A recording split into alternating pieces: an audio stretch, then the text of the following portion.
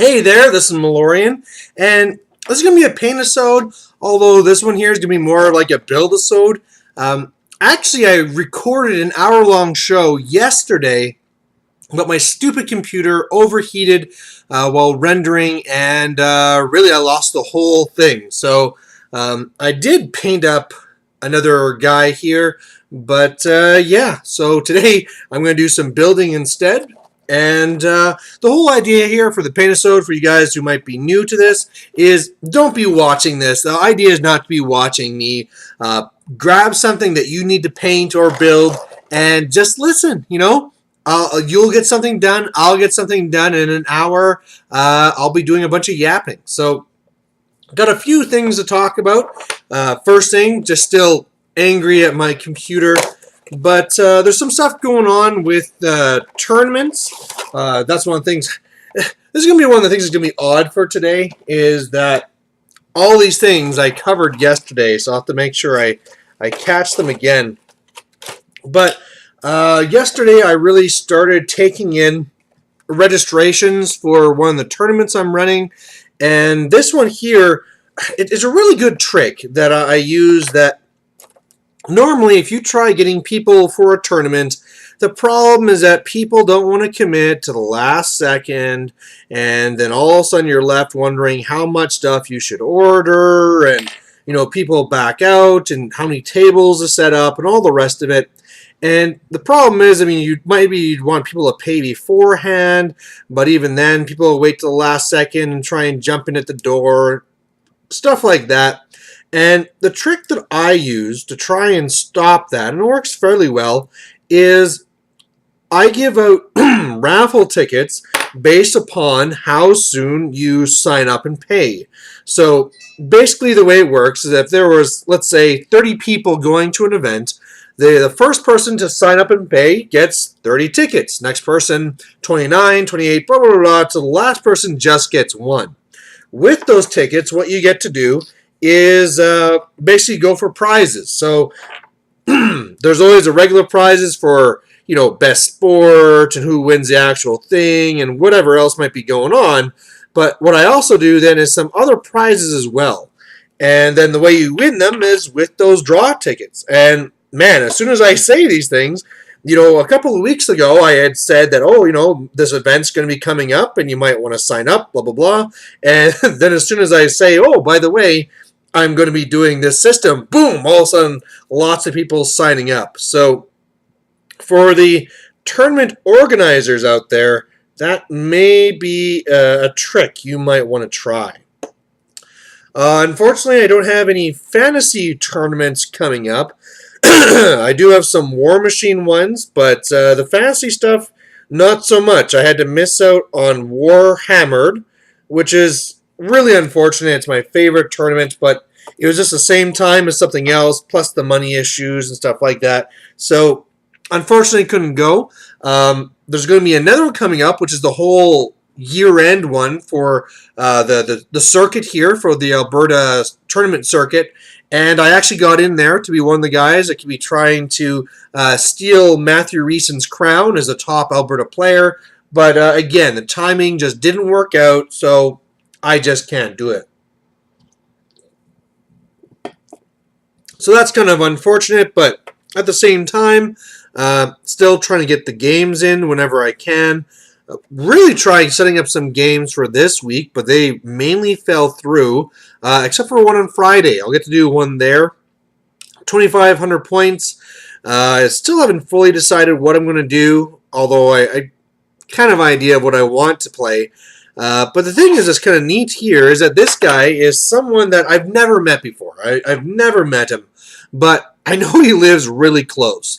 And he's also a guy that posts a lot on the forum saying, hey, does somebody want a game? Ow. But the thing is that whenever he posts that, it's like 3 in the morning. So it's always at a really kind of awkward time. And, so I've always had to kind of turn it down type thing. But, yeah, we're actually going to finally make that work. And, hey, that could be a thing where I could be getting more games. it's really been too bad. I mean, whoa, whoa, whoa. I really was hoping that when I came back, I would be getting a lot more games, but, you know, with needing to balance family life and all the rest of it, I am getting in some, but it's not like I thought where, oh, it'll be really easy to be getting games on whatever night I want. So, oh, wow. That was really just a glop of glue. That was really sloppy. So, yeah, I'm trying to get in these ones wherever I can. And, hey, if I can find some guys close where, especially if I can set up late games, that's the main thing, right? I mean, I know a lot of different places where, oh, yeah, we have games that are, you know, from noon till 6 or noon till 8 or something like that. The problem is that or it's on the weekends. It's Saturdays or our game day. The problem is that doesn't really do anything for me, right? That's still taking time away from the family, so it doesn't really work. But yeah, if I can find some guys like this that are close and I can get games with, that could be really good. Now, as far as what army I'm going to be using, I think I'm going to be doing some wood elves. And, you know, of course, you guys all saw the whole debacle, as Mr. Reef put it, the scandal, my wood elf scandal. So I got to kind of keep going on with that. One thing Mr. Reef did, actually, was challenge me to come up with a third video for wood elves. So, you know, he kind of cut on that I'm putting some more enticing titles in there to draw people in. And so he wants something really crazy, like, I don't know. I have some ideas. I don't want to ruin anything now, but yeah, so I'm going to be doing that. That will be coming up probably tomorrow. I'll put that together. And then after that, I mean, the thing is that I can go and I can explain to you guys how these wood elf things work over and over and over. But in the end, people are going to say, I don't care until you show it to us, right? Like one guy says, hey, if that's really true, win 10 games in a row. And so I'm going to be getting some more games in with them. In a way, it's kind of unfortunate for me because, like I kind of said, a lot of those games aren't very fun for either player. So let's say, like, for this game on Thursday, where I've never met this guy, and I'm hoping that we can be playing a lot more games in the future, it may not be the wisest thing to use wood elves against him and be like, thanks for coming over, you know, good to meet you, but screw you, I'm wood elves, and we didn't actually have a game. So, might want to do something different for that, but at the same time, when else am I going to get these games? The following week, I have a couple of games set up. One of them being the campaign game, and this one's going to be interesting. Whereas in the first time, I had an extra 25% points compared to my opponents. In this one here, I get to pick the scenario and who goes first. So I'm not actually sure if he watches this show or not, so I don't want to give away my tech. But let's just say I have some janky ideas that I'm going to be using there. So look forward to that. It's going to be a different army from the last ones that I did. Different type of build, and it's going to be hopefully not too overwhelming. You know, I want it still to be a bit of a game, but honestly, especially depending on how a couple of rolls go, I really don't know how he's going to stand any chance. So we will see. The sneaky orcs will do their thing. One of the unfortunate things, too, is that I really have, in the campaign, no reason to be fighting this guy whatsoever. It's really Kieran Dunleavy's fault. There was the High Elves that they're basically seamen, the way that it works, where they can just travel around the outskirts of the island. And so if they're on the one coast here, they can actually attack something on the opposite coast. So he went, and because of the way it works, it's almost perfect for him because all of our capitals had to be on the coast. So if you ever step off your capital, he just attacks it. So he took my capital. I was going to fight him, but Kieran Dunleavy's ability let him pick up pick out the matchups, and so he said I had to fight this Lizardman guy. So I missed out on beating up this guy, and even though in the way that we had to roll it off, because my army is where his army was, he had to leave my lands, but he still controls my capital. So that's kind of annoying. So I'll have to take out my anger on these Lizardmen, and like I said, I janky ideas. That's kind of game breaking, but hey, you know, it's the way it goes.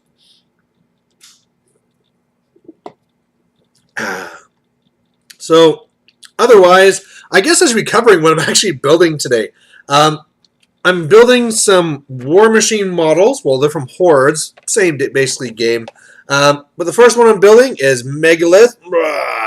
He's basically this big, huge rock and wood golem type guy. That's pretty badass. I really am still pushing on the Signar and been coming up with a lot of different Signar lists that I want to play. But at the same time, one of the things that we're finding in our group is that we're kind of weak when it comes up against Wood Elves. It seems that whenever the Wood Elves come up, that we're always losing against them. So we're going to try having me play them more so that we can actually deal with that. I'm trying to figure out how to repose this guy's arms because they're not in ball sockets. And if you saw from the picture, he's like, arms up in the air. And I mean, sometimes it's kind of cool, like, Hulk smash, whatever. But I don't know. It also looks like I surrender type thing, right? Arms up in the sky. So he'll also be easier to paint. I'm trying to see, like, the problem is that where the arm goes up to the shoulder pad, that's flush. So if I bring the arm back down, that flat part's going to be somewhere else. I could turn it so that instead of being up, it's basically rotated to be in front of him. But then he's like punching himself in the face, or his arms will be basically just touching his body. So, I think I'm going to have to go with just the way that it's meant to go. And we'll go with Hulk Smash. Sometimes you're just going to give in to that peer pressure. Peer pressure. Pure pressure. But so there's that. Some bad news for our group is I just got confirmation today that Borgnine, Senior Car Gauge, aka Greasy Bastard, aka Cataract Ranch, so many different nicknames he's given himself. He actually got a new job off in Calgary, which is not here. And so the idea of him being in the regular gaming group, that'll be kind of over. And that's going to be kind of a big blow because, well, for starters, he was our strongest player, I could easily say. And as well, I mean, he's my brother, right? He's been my sparring opponent for like 2 decades. So for him now to be kind of gone, it'll be kind of a void. There will be Ransom still, of course, and whoever else we bring into the fold.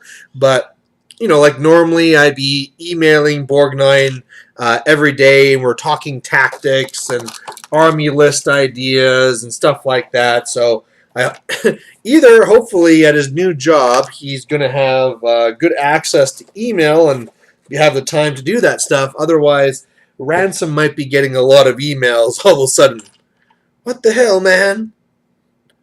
But, you know, it's a lot of good ideas come out of that stuff. You know, you're just building army lists and like, hey, guys, I got this idea. And then they'll say, hey, well, you know, that's a cool idea, but did you consider this? And all the rest of it. So, really unfortunate, but it's good for him. You know, he's been kind of in school for a while, so it's good. Come on, glue. So, otherwise, some things that have been going on here is I am still in the middle of selling some of my armies. I am trying to really cut back, especially on the ones that I don't really use anymore. The Lizardmen I've already sold off a good chunk of them. It was actually surprising how much I had. One of the guys told me, and by the way, this guy's done. I'm gonna smash you. But he's like, "Oh yeah, I'm interested in your not wood elves, your lizardmen, but I only want the skink stuff." So I was like, okay, we can do that. I got 5 Croxagore. I probably had like 40 skinks or something like that. No, it wasn't 40 skinks. It was 100 skinks. I never realized I had that many. So that portion's gone.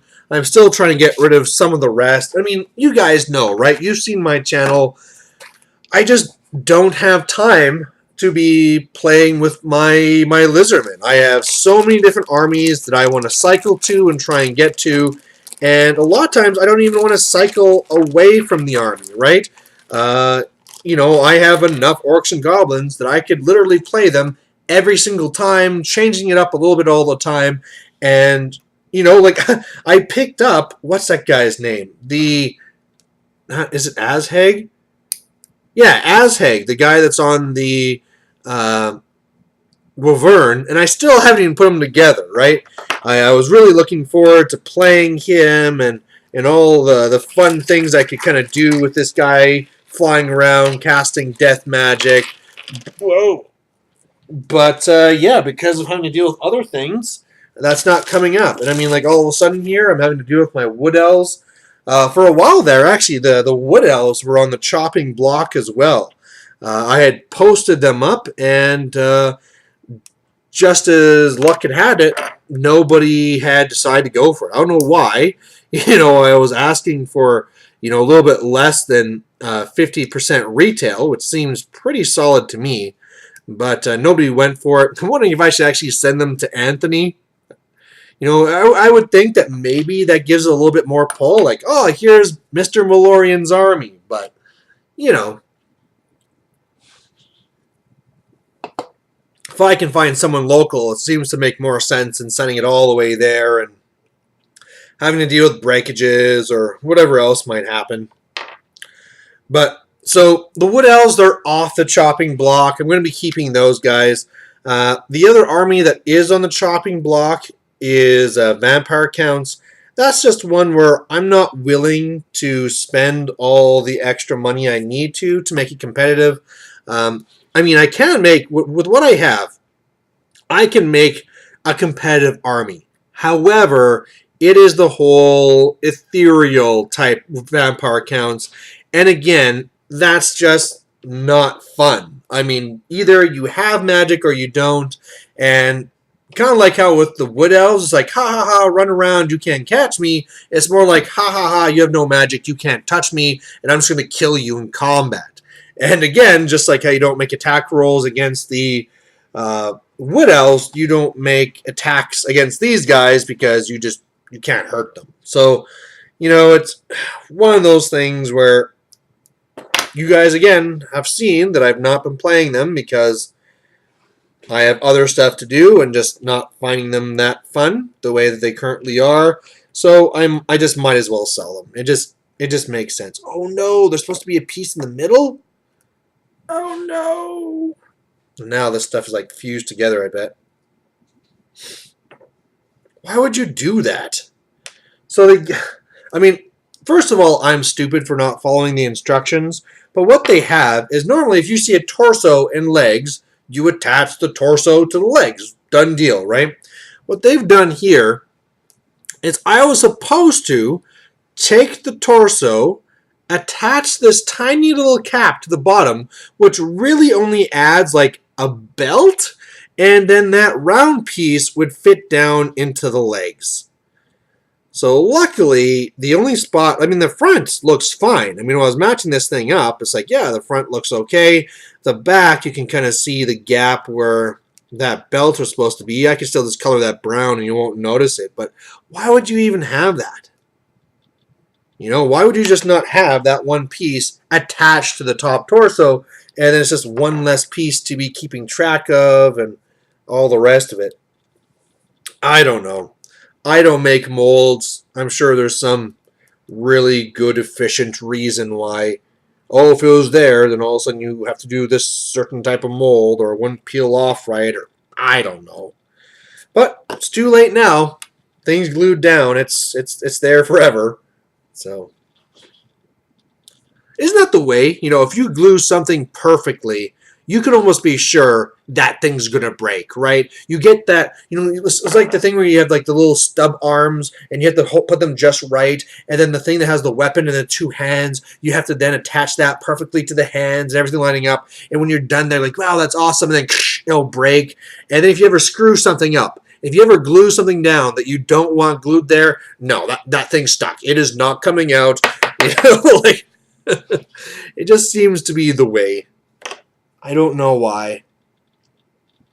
And it also looks like they did the same thing with the loincloth. There's a front loincloth and a back loincloth with a tail. And again, why do they not have that attached to start? No one really knows.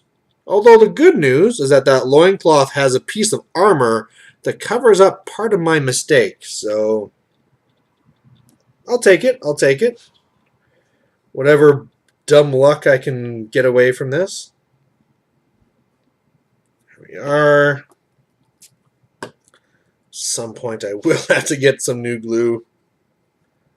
That's the thing too. It always seems that whenever you get a new glue, that thing drains down as if there's a hole. But when you get down to like the last little bit, that thing lasts forever, doesn't it?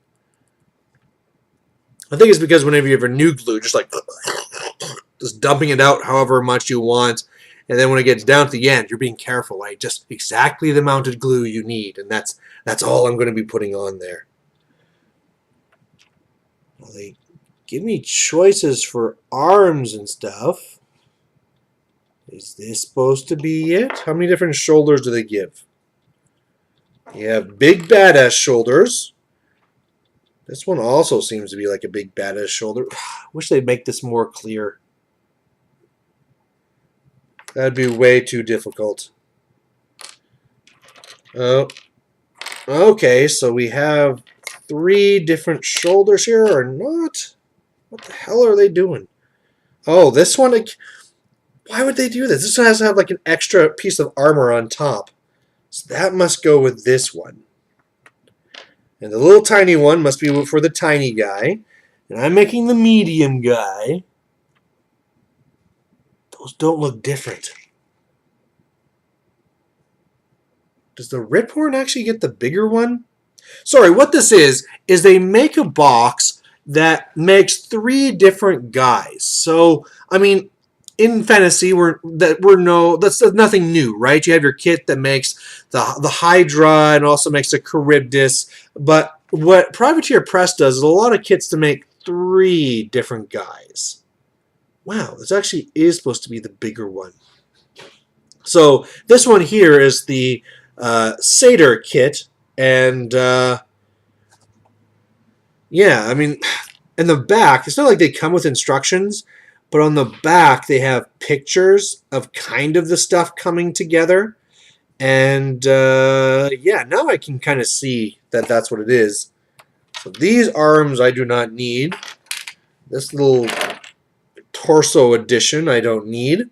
So I just need these guys. And again, here's a silly thing where you have this shoulder piece, but you have to add like a little extra shoulder armor to the middle. They couldn't have just made that one cast.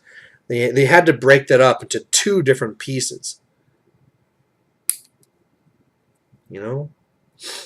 This one is a little bit more separate, so I can kind of see. Maybe for molding, it makes it a lot easier to not be attached, but still, this is kind of silly.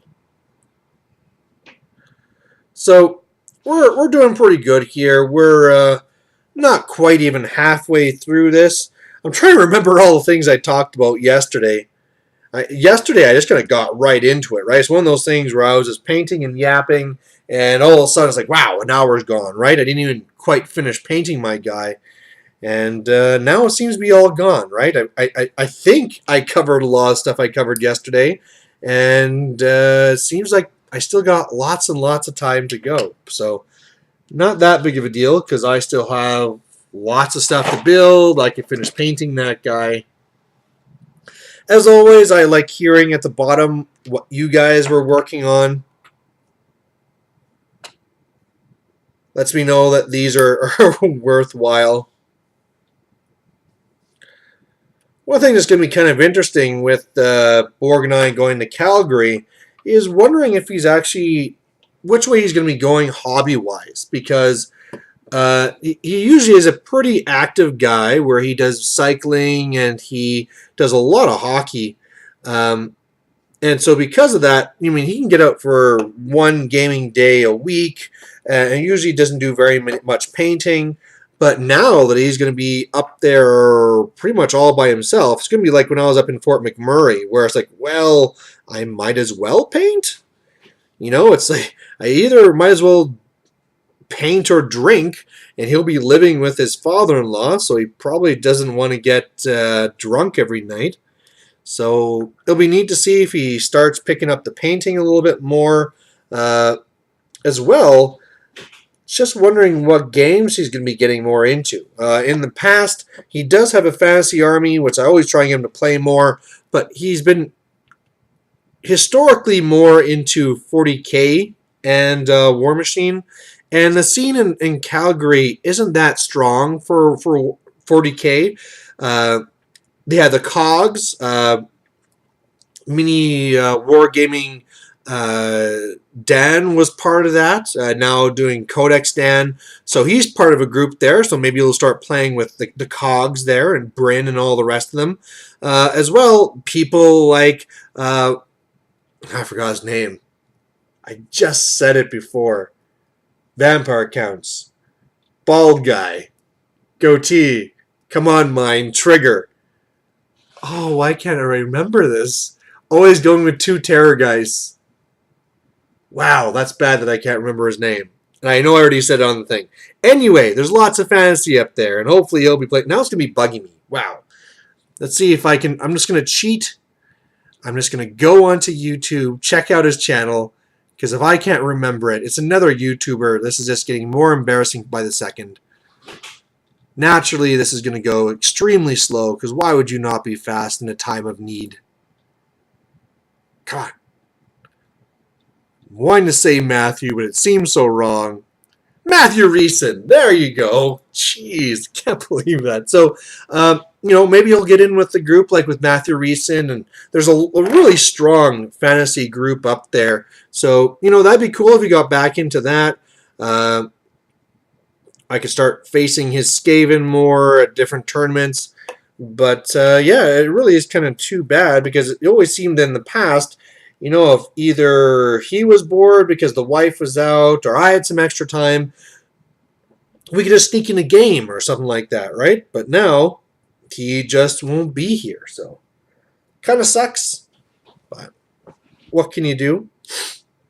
As far as me doing hobby stuff with the Warhammer Fantasy, that's actually kind of stalled. It's kind of weird because I still do have a lot of interest in fantasy, especially with the campaign and everything that's going on there. However, I just don't feel this need to be building anything else. Like I said, I have Ashag, whatever his name is, there. I have a whole bunch of stuff to paint, but I think it's just because I have so much painted that I just know there's no need for me to paint more. And a lot of stuff that I don't have painted is because it's not usually the best stuff, right? Like I could go and I could be, where the hell? These have to attach to something else? I could be going and I could be painting up my orcs with spears and stuff like that. But I know that they're just a weak choice. So I can spend months painting that unit. And honestly, what am I going to be getting from it, right? It's not really that big of a deal. Man, it's getting hot in here again. I think I complain about this almost every show. How freaking hot it is. You'd think that me being in Canada, that would not be the issue. Maybe that's what I need to do. I need to just not buy anything hobby for like a year, and then boom, air conditioning. That would make me very happy. But yeah, I mean, don't worry. There's still lots of fantasy stuff that's going to be coming. Next week, I have the campaign game I was talking about. I also have the 8,000 point game that I had arranged. So that one should be interesting. I haven't made my list yet. I was actually, I think I talked about this last time, but I was a little bit disappointed when it was only 8,000 points. I know that sounds kind of odd, but really, when you have as much orcs and goblins as I do, which I think have been arranged about 14,000 now, um, you kind of hope that when it is finally time to play a big game, that you actually are going to be playing a big game where you get to use all this stuff. But, we'll have to make do with 8,000 points. And one of the things I have to remember is the guy I'm going to be playing against, he likes taking Death Stars. Taking 50 or not more than 50, taking like 80 white lions or something like that, right? Like that's well within what I should be expecting to come from him. So it makes me wonder if I should be upping some of my units too. I mean, normally I go for all the ranks that can attack plus 1 rank. That's normally what I and a lot of others do. But, this is the type of thing where maybe this is the time where I want to run 100 biggins and stuff like that, right? Maybe instead of 18 trolls, I'll go with 2 more ranks, right? So I'll have 30 trolls or whatever. So, still have to make that as well, too. I mean, maybe I can have fun with it as well. I know since it's Wood Elves, he's not going to be having any cannons. So if I want to be going with Reverns or anything like that, or some of my other monsters, I can do that, knowing that he's not going to have the usual tools to take them out. Oh, come on. Why is this not working? Like this. That's how it's supposed to be going in. There we go. The thing I'm working on now is the Riphorn Satyr. Another thing for Circle. This thing is like a satyr that is kind of like, I don't know, like the ninjas that have like the little side blades on the hands or like the little like crescent moon blades. That's basically what this guy is. He's supposed to rush in and lots of attacks and kill you. He's not maybe the strongest guy. He's not really the fastest guy, but he's kind of that thing in the middle where he has a lot of attacks and good enough strength to get the job done.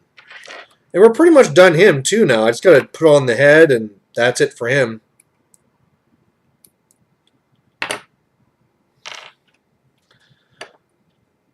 Yeah, it's not too long here. We just had the tournament this last weekend here where it was for the World Team Championships for War Machine. Something I really do wish they would do more of for Fantasy and 40K. Just GW getting back into it and supporting the game again. This is one of the things where, I talked about this yesterday where it got lost. Talking about the idea of Grey Knights. Now, Privateer Press have these positions, let's call them, called press gangers. And their whole point is that these are people that are affiliated with a particular store, and their job is to drum up interest in the game. So they're supposed to be running tournaments and demos and just being active on the forums and stuff like this. And the way that they encourage you to do this is by doing this, you get points. And with these points, you can actually get stuff from their store. So, if you go out there and you run a bunch of demo games or you run a big tournament, that's great. Here's a little thank you for you. I really don't know what the ratio is for that. If you do a tournament of this size, how many dollars that turns into or anything like that. But the main thing is that nothing exists for that for fantasy. And here we go. He's all done. But the thing is that it used to exist, kind of. Back before, they had something called Grey Knights. And I'm pretty sure that term does not exist anymore. I haven't heard it from anything.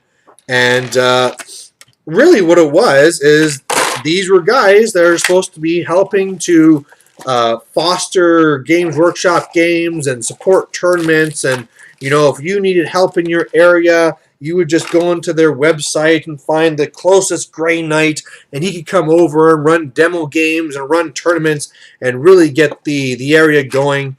And I actually applied to be that. It never actually happened.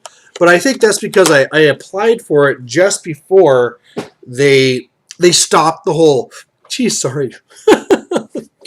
Maybe that's why they didn't take me. Some slobbering, drooling idiot. But it was really just around that time that they stopped supporting the whole system, right? GW didn't support tournaments anymore. They didn't run their own tournaments. And so I'm pretty sure that's the time that they just scrapped the Grey Knight initiative, I'll call it. And that's really too bad, because having these people in the community that are supporting it does so much for them, right? And it's just, I was trying to say that why are you not taking this free labor? But even then, I mean, like looking at the Privateer Press, it's not completely free. I mean, they're not on the Privateer Press payroll, but at the same time, they are giving them the little perks of getting some merchandise, right? And something like that. So there is some incentive, but, you know, what's wrong with that? I mean, why can you not be doing that? So really wish GW would be going back to that. Another part of it, too, that I was talking about yesterday, it's now finally coming back, all the things I talked about yesterday, is the whole idea of how these guys would go and every single year, Privateer Press puts out their new Steamroller packet, which is really the new scenarios and somewhat rules for that particular year. Now, they don't just surprise you with it, right? It's not like, haha, you know, these things come out and it's a huge surprise to everyone. What they do is they use their press gangers, and prior to them releasing it, they'll send it out to the press gangers, and they'll say, hey, give it a read over, give it a try, let us know if there's any issues. And, you know, there's hundreds of these guys, so it's not like it's just one guy that's getting the power over everything.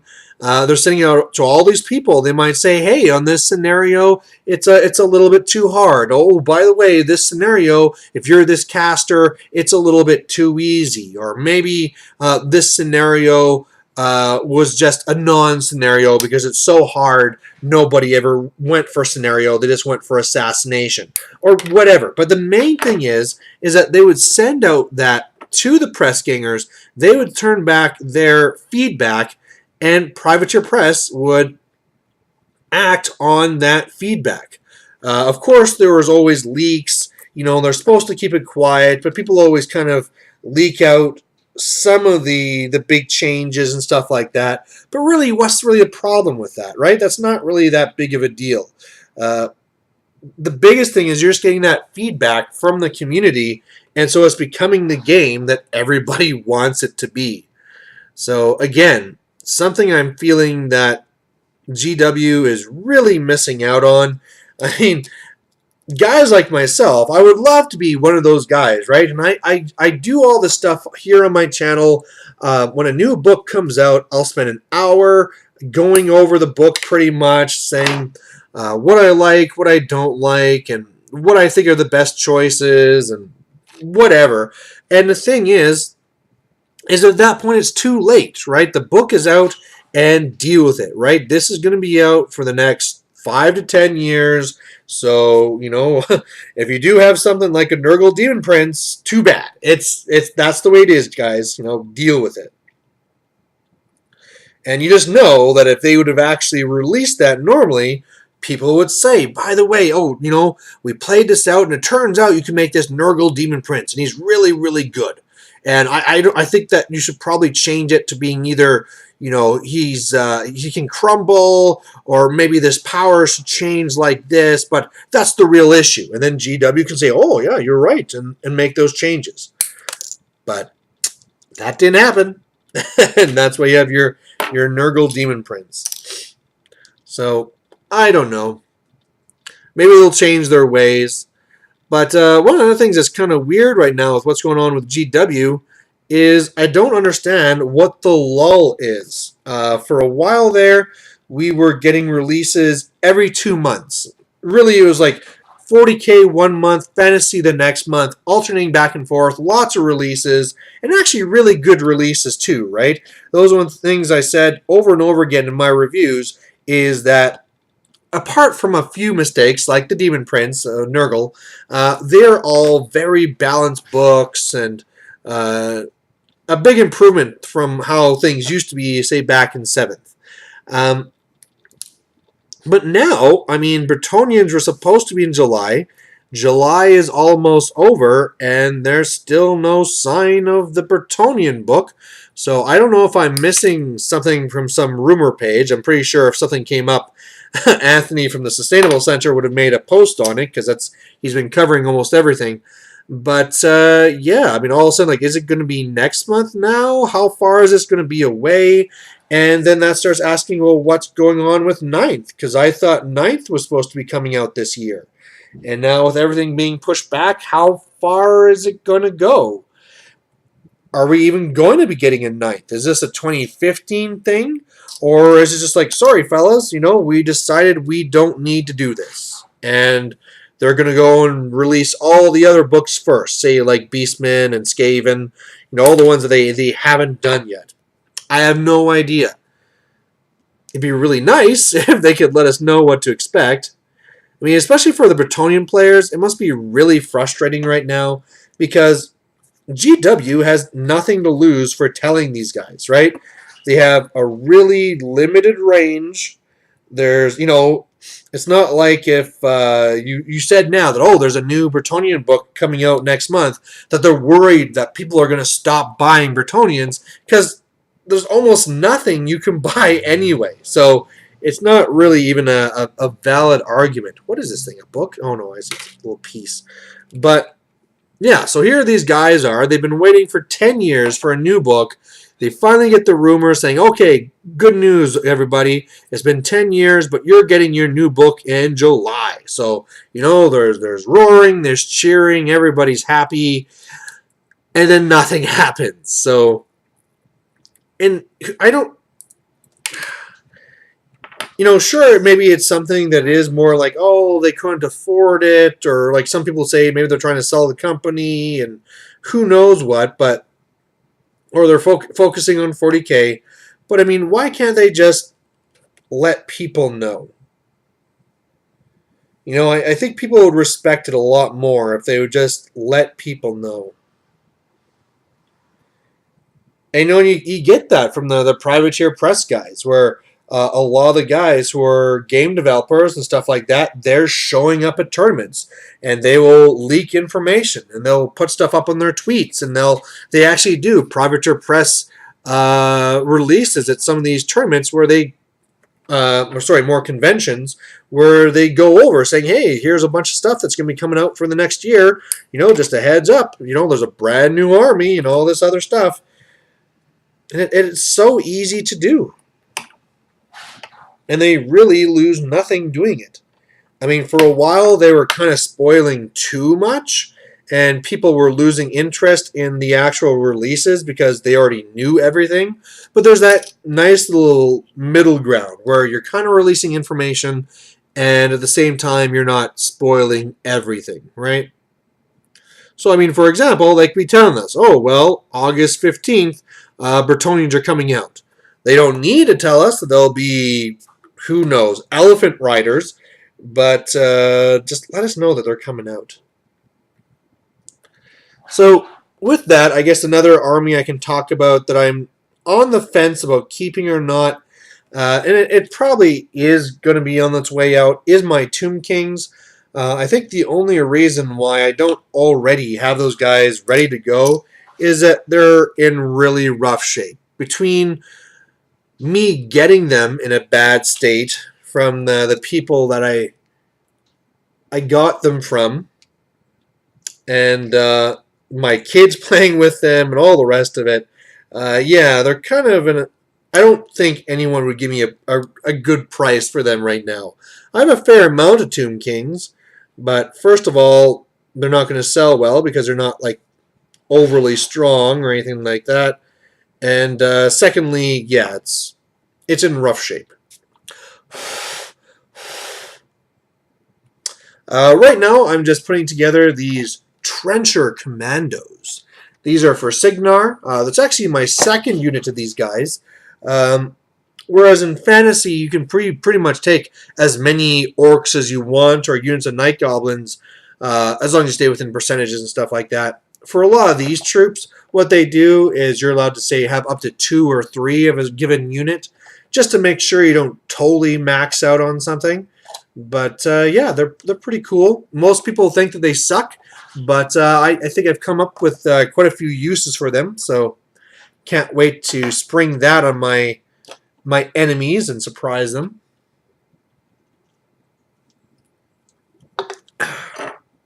I think that's one of the reasons too. While I'm more focused on the War Machine stuff lately, where I'm a lot more excited to build things and the paint things from War Machine, is one is the whole idea that I already have enough built already. I mean, if you tell me that there is a fantasy tournament this weekend and I need to have an army ready, I'm good. Everything's painted.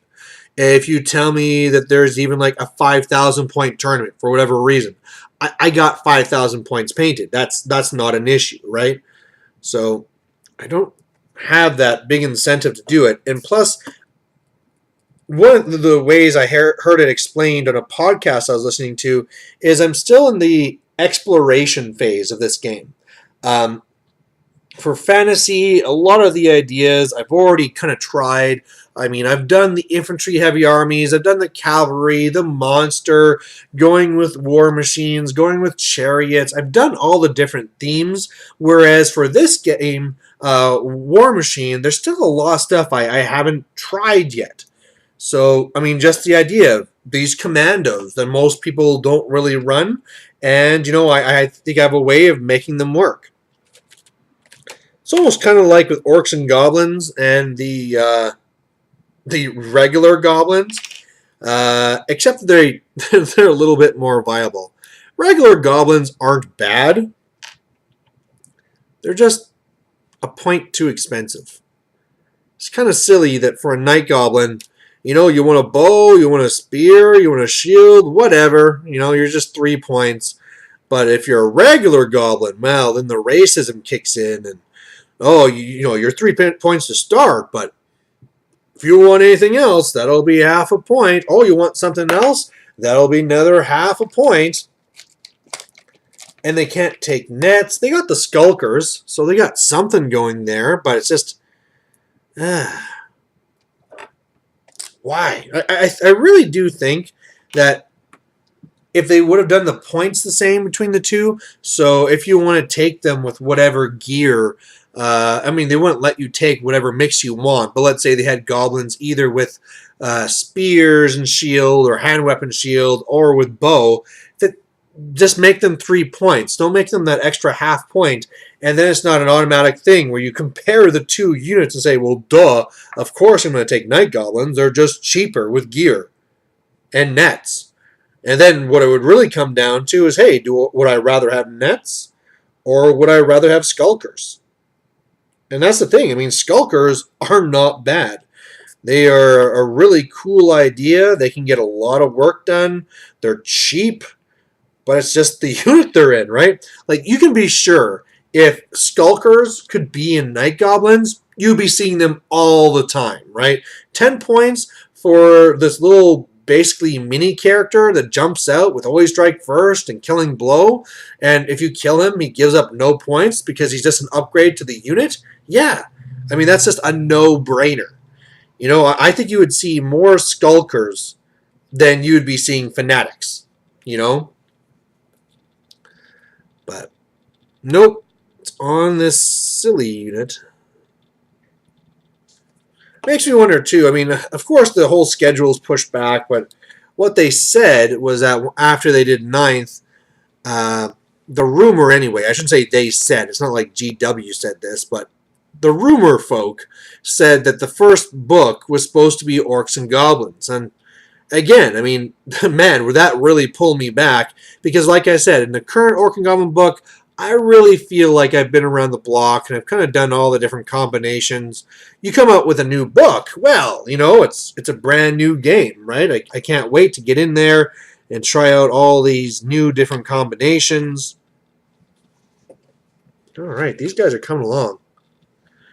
How are we doing for time? We got about 10 minutes left, which is good because I am almost done putting these guys together.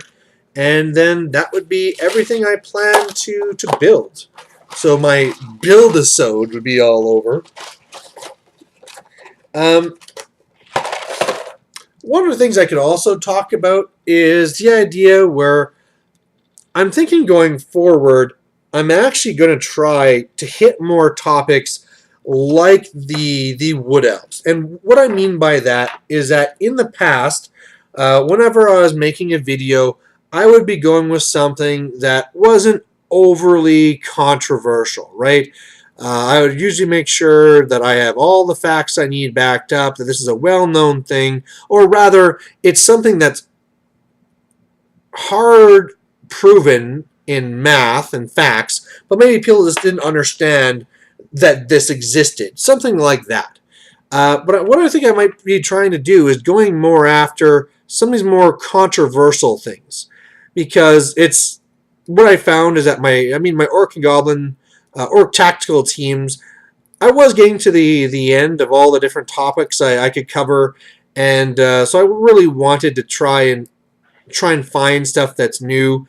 And luckily, these Wood Elves just seem to have sparked something, and yeah, we'll kind of see where that takes us. But you know, I think the next one after this, I could talk more about Watchtower stuff. That seems to be one where my opinion vastly differs from others. Just as a spoiler, it really has to do around with the whole fact of I think Watchtower is a fantastic scenario and one where if you have two intelligent players, it's a really, really good game.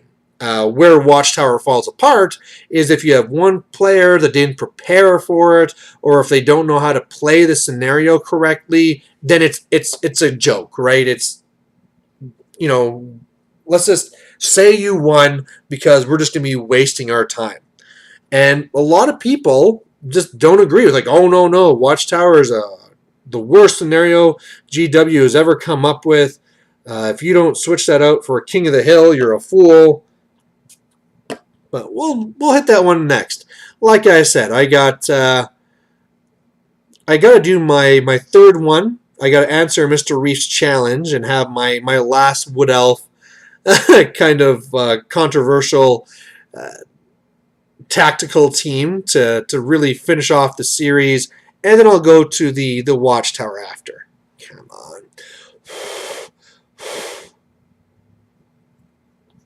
You're glued?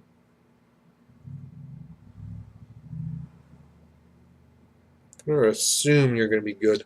I always hate that where you're gluing on something and it's almost set, and then you tap it and like lightly cracks, but you're like, oh, push it back.